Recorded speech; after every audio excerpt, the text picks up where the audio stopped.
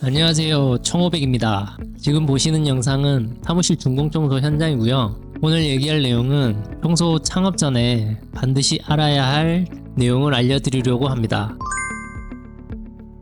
청소로 돈을 벌고자 하시는 분들 많으신데요. 1000만원짜리 청소 교육이 있다는 거 알고 계셨나요?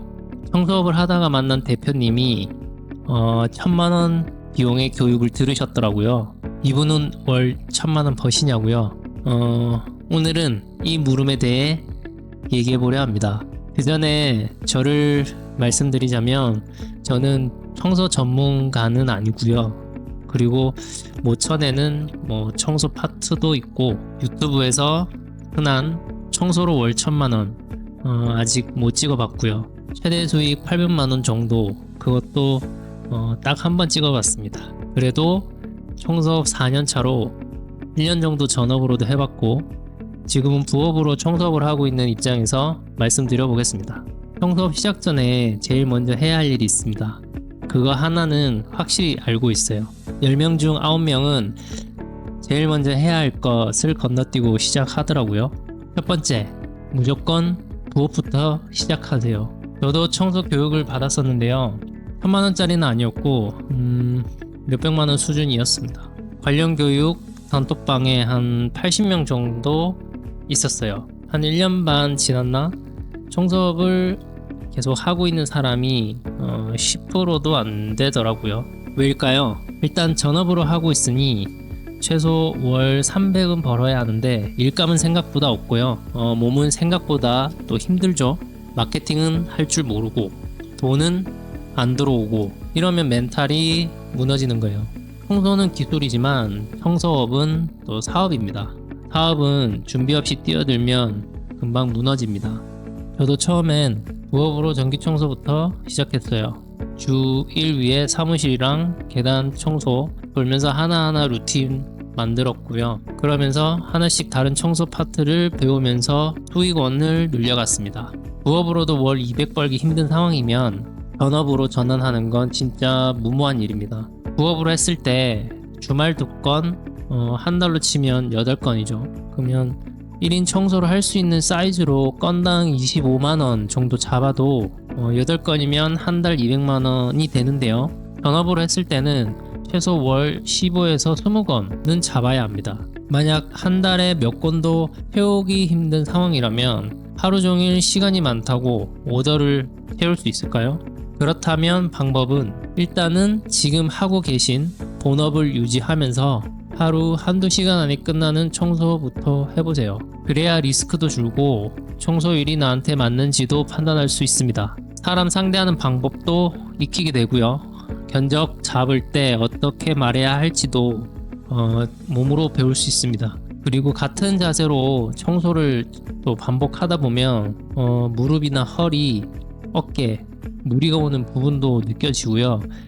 그러면 이 자세로 하는 작업은 길게 하긴 힘들겠구나 라고 깨닫게 되는 거죠. 내가 생각한 청소일과 실제 청소일이 다를 수도 있거든요.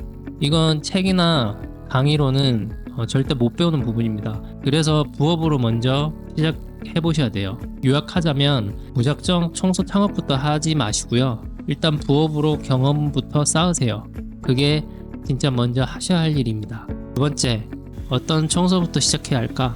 자, 그럼 어떤 청소부터 시작해야 할까요? 저는 전기 청소를 가장 먼저 추천드립니다. 전기 청소는 사무실, 병원, 계단처럼 정해진 시간에 주기적으로 들어가는 청소입니다. 고객도 고정되고 루틴도 생기고 무엇보다 부업으로 하기에 시간 조절이 좋아요. 주말에 뭐라도 할 수 있고 퇴근 후 저녁 시간에 돌 수도 있어서 본업과 병행하기 수월합니다. 전기 청소의 큰 장점은 예측 가능한 수익 구조인데요. 단가가 높지 않아도 고정 수입이 생기죠. 특히 계단 청소와 병원 청소 같은 경우는 새벽이나 밤에 할 수 있어서 직장 다니는 분들도 충분히 할 수 있습니다. 반대로 입주 청소나 준공 청소는 체력 부담도 크고 고객도 매번 바뀌어요. 초보자분들에게는 추천드리기 어렵습니다. 하지만 처음에 입주 청소 알바부터 시작해보는 것도 괜찮습니다. 입주 청소는 주말에도 일이 많거든요. 이게 나랑 맞는지 몸이 감당할 수 있는지 알아보는 경험이 또 되기도 합니다. 하지만 전업으로 하기엔 진입 장벽이 높고 체력 소모도 커요. 사람도 써야 하고요. 그래서 저는 전기 청소부터 해보시라고 말씀드리는 겁니다. 전기 청소를 하다 보면 자연스럽게 약품에 대한 감각도 생깁니다. 물 땐 산성 약품, 기름 땐 알칼리계 약품이라고들 하죠. 그런데 그런 지식보다 더 중요한 건 실제로 써보면서 터득하는 그 감각이에요. 청소 약품은 종류가 정말 많습니다. 바닥재, 오염 정도, 냄새, 유무에 따라서도 사용하는 약품이 달라지고요. 저도 처음에 아무 약품이나 썼다가 타일이 변색되는 경우도 있었고요.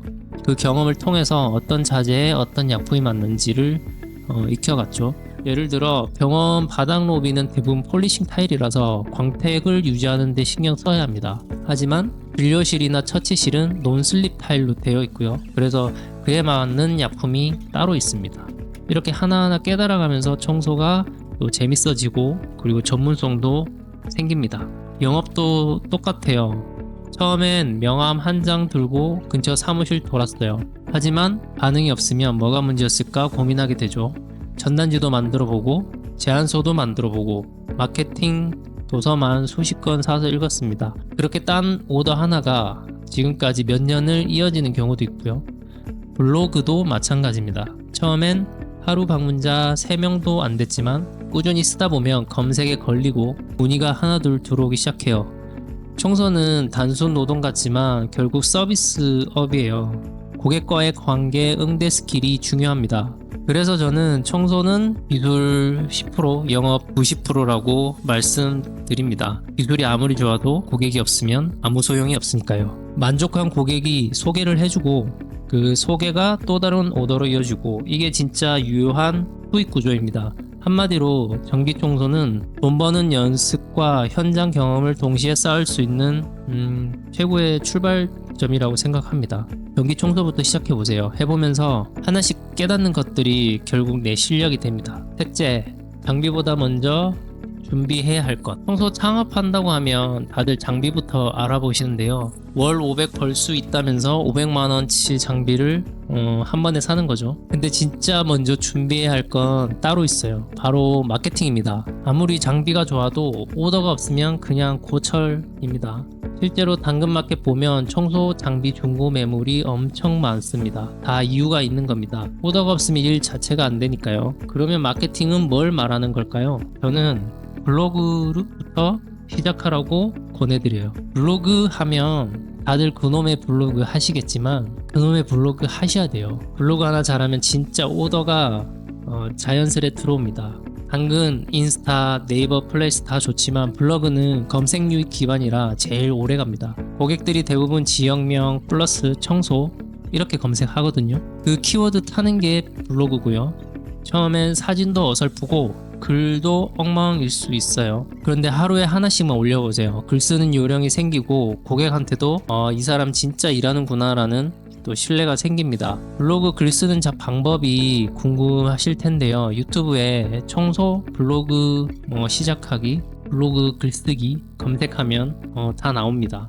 중요한 건 글쓰기입니다. 좋은 글이 뭐냐, 고객이 보고 이 사람 믿을만하다 싶은 글이에요. 초보자 분들은 벤치마킹부터 하세요. 잘 나가는 블로그 10개 정도 즐겨찾기 해두고 어떻게 구성했는지, 사진은 어떻게 찍었는지, 도입부는 어떻게 시작하는지, 그리고 하나하나 따라 해보는 거예요. 지역명 시공 또는 지역명 플러스 청소, 지역명 플러스 인테리어 등 시공 관련 기술직 관련 키워드로 찾아서 블로그를 참고해보세요. 처음엔 모방이어도 괜찮고요. 10개만 제대로 써보면 실력이 확 느는 게 보입니다. 글을 쓰다 보면 내 서비스에 대한 기준도 잡히고요. 내가 어떤 고객을 타깃으로 삼아야 할지 감도 옵니다. 장비보다 중요한 건 오더고 오더를 만드는 건 결국 마케팅입니다. 청소 창업 장비부터 준비하지 마세요. 글부터 써보세요. 그게 제일 먼저 해야 할 일입니다. 넷째, 창업 전에 반드시 해야 할 고민. 여기까지 오셨다면 마지막으로 정말 중요한 이야기를 나누고 싶습니다. 바로 내가 왜 청소업을 하려고 하는가에 대한 질문이에요. 많은 분들이 돈 벌려고 시작한다고 말씀하세요. 물론 맞는 말입니다. 저도 그렇고요. 근데 현실은요, 돈만 보고 시작하시면 오래 못 갑니다. 고된 작업, 체력 소모, 고객 응대, 마케팅까지 생각보다 버텨야 할 게 너무 많습니다. 그래서 스스로에게 물어보셔야 해요. 나는 청소라는 일을 얼마나 받아들일 수 있는가? 고객 앞에서 무릎 꿇고 화장실, 타일, 변기 닦는 일, 좁은 계단, 구석에서 보물 치우는 일, 이런 것들을 반복할 수 있을까? 지저분한 현장도 있고 예민한 고객도 있고, 이 일을 내가 앞으로 2년, 3년 이상 꾸준히 이어갈 수 있을까 고민하셔야 돼요. 그럼 너는 왜 지금도 하고 있냐?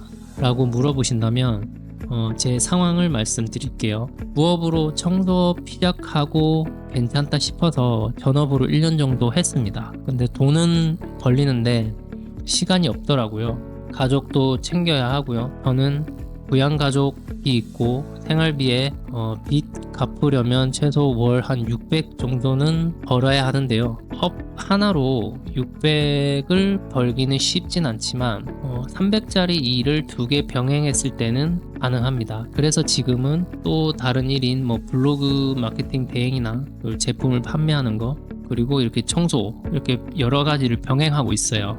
청소업으로는 월 한 400에서 500 정도 수익이 맞춰지고요. 이 매출이 부하 없이 운영할 수 있는 구조더라고요. 주말에는 시공이나 단건 청소를 나가고, 하지만 또 아이와 시간을 또 보내야 해서 오전만 하고 복귀하는 쪽으로 운영하고 있습니다. 결국 내가 원하는 삶의 형태는 뭔가 라는 이 고민이 중요하다고 생각합니다. 창업은 누구나 할 수 있지만 유지하는 건 아무나 못합니다. 그래서 창업 전에 반드시 고민하셔야 해요. 나는 어떤 삶을 원하는가? 혹시 단기 수익만 보고 뛰어들었다면 다시 한번 멈춰서 생각해보세요. 청소업은 진입 장벽이 낮지만 진짜 경쟁력은 지속 가능성에 있습니다. 마케팅, 영업, 실무까지 다 혼자 해야 하거든요. 그걸 즐길 수 있어야 오래 갑니다. 제가 이렇게 이야기하는 건 실제로 많은 분들이 중간에 지쳐서 나가 떨어지기 때문이에요. 1년 안에 어깨 떠나는 분들도 정말 많습니다. 그만큼 현실이 쉽지 않습니다. 하지만 반대로 말하면요,